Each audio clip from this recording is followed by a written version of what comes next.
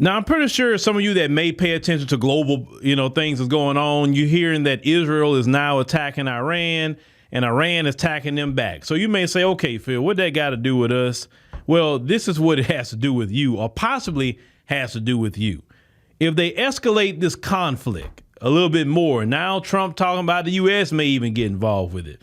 It could start involving you, and something that people are kind of discussing here and there. I want you to check out this clip. You will be the soldiers of World War III. No, the hell we ain't. I promise you, you will see in record numbers the amount of people getting quote unquote drafted. If it were a thing, say no. You're going to have to build more prisons. You're going to have to build a lot more prisons. And I mean a lot more prisons. Ain't nobody going to be going nowhere fighting no pointless war. Send me to jail. I like men, so it don't bother me none. Okay, brother. I didn't know you viewed jail as a place that you can go get with, I guess, other dudes, I guess. But aside from that craziness, there's a lot of people that feel just like him, that they say that if they were to draft them into the United States military for service, that they would not go, that they say, put me in jail, no different than Muhammad Ali. But with this conflict, and it can escalate, ladies and gentlemen, it can escalate. Remember, a long time ago before World War II, the Japanese attacked Pearl Harbor, and then, the rest is history, with that. But I don't think this society would be the society to draft. Let me just go ahead and put that out there, because this society really don't have no love for country like that. This country really has not giving black people for sure anything, and even others. Well, let's focus in on us. We haven't been given anything.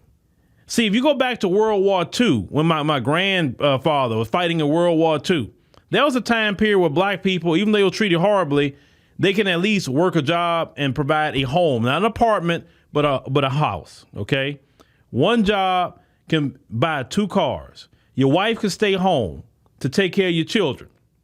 You feel me? You fast forward today, everybody in some sort of debt. Kids can't even afford, when I say kids, I'm talking about your young adult kids, that's 18, 19, 20, 21, 22, can't even afford to buy or even rent a home or an apartment. They having to stay with their mama. When I was coming up, you wanted to get away from your mama real quick, but it's not as easy today. My daughter was telling me here in the Houston area, a 1-bedroom is $1,800. $1,800. Back when I was coming up, around her same age, late 90s or so, $300 some odd in Port Arthur. How could somebody afford that? So you're not giving nobody a good quality of life here. People are struggling here all the freaking time. Then you want to say, well, come fight a war. That's something that y'all started. Let's call it what it is. Israel's the one drop bombs on them, saying they couldn't have a nuclear weapon. Well, this is how I feel about that. You got them. You got them. A lot of y'all European countries got them. I know Pakistan have them. I think China and Russia, all these different people got them. How you going to tell them they can't have it and you got it? How does that even work? If you want to say something, everybody denuclearize, everybody throughout the world, and nobody have them. I think that would be the best route. Nobody have that. Why do you need something to destroy that much stuff? I mean, that's just crazy to me. But you can't run around telling Iran what they can't have and you have it. And it's been proven that when the countries have those weapons, it is a deterrent from your aggression. That is something that's proven. Because the threat will always be there for them to use it on you. So they thought the same thing. I would say, well, hey, let's go ahead and get one. That way they can leave us the hell alone. So if you run around here talking about what they can't have, like who are you? But you sit up here and start a war with a country that didn't fire at you first. Because I'm watching the news. Iran didn't fire at Israel first. And now you want America want to get into it. Now, Trump, let me get into Trump here for a minute. Trump ran around here on the campaign trail saying Kamala Harris will get us into World War III because she comes across as weak and she's not strong and X, Y, Z. And I'll keep us out of wars. I will help end the Ukraine-Russia war on day one. In 24 hours, that war be done. Well, a lot of 24 hours have passed and that war is not done. That's number one. Number two, you're talking about new wars, and look what was happening. The only reason Israel can do what they do is because the United States supply them with money and weapons. Now, if they get the conflict so high and they have to start drafting people from 18 to 26, those of you who have filled out the selective service form, and draft you into the military, would you go? Would you go and fight? Would you go fight their wars? And you know the war isn't started on something like a righteous cause. Everybody knows these wars are benefiting billionaires. These wars are benefiting, different factions who are looking for different resources, etc. A lot of people know that now. And so I don't think it would be a good thing. But I would say the FBAs, let's say they would say tomorrow, hey, you know what? We instituting the military draft. So, hey, when they call you, come on in.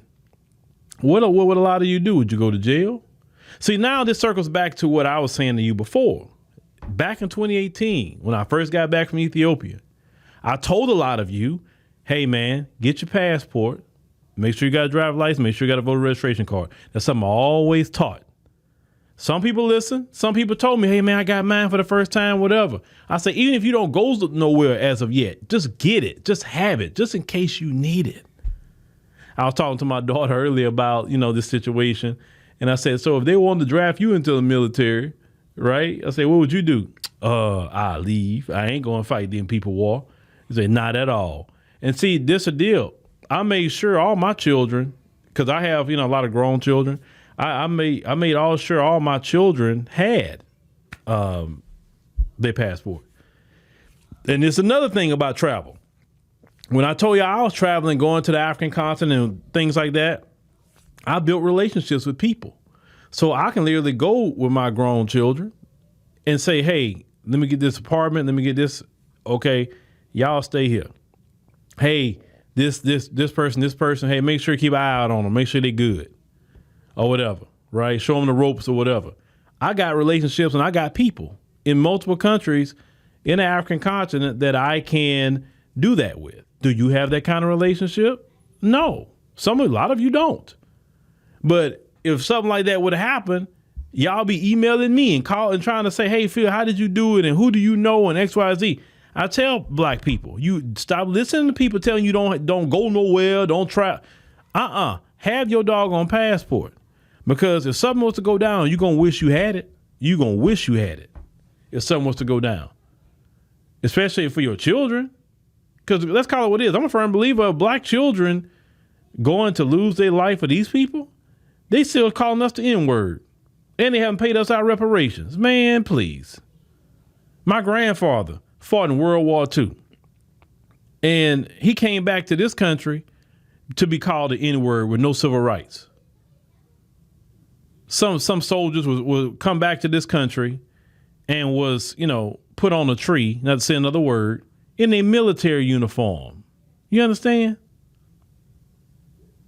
What kind of respect is that? Listen, you can only do us that so many times. So we just like, nah, we good. Now, some people get in the military and they talk about, the benefits of it, and that's great. But we talking about average society because, we had mostly a volunteer army, ever since the late 70s or so. It's been all volunteer.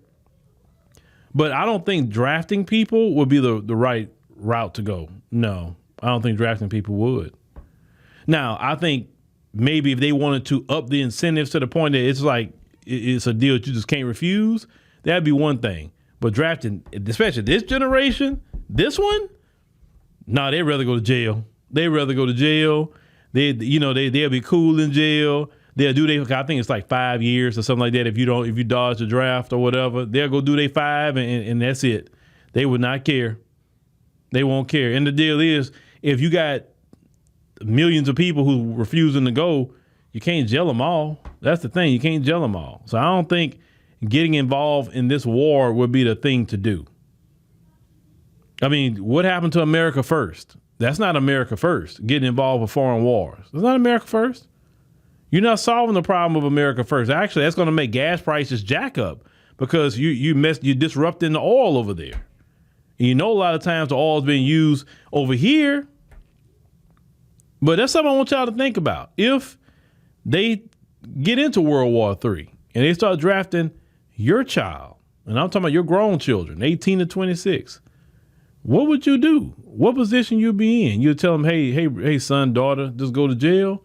Or would you say, you know what, because you're in a position to, let me go ahead and take you over here to whatever, country you got a relationship with people and saying, and you just hang out over there to it's good for you to come back, because your kid may not even want to come back, right? Because I just know how I feel about it. If my children say, hey, Dad, I'm not doing it, then, hey, take me over there. All right, let's get on the plane and go. Because I don't want my children dying for them. For what? They don't even pay us our reparations and keep calling us the N-word. No, I ain't dying for these people to have no comfort. That's the last thing I'm thinking about with my children.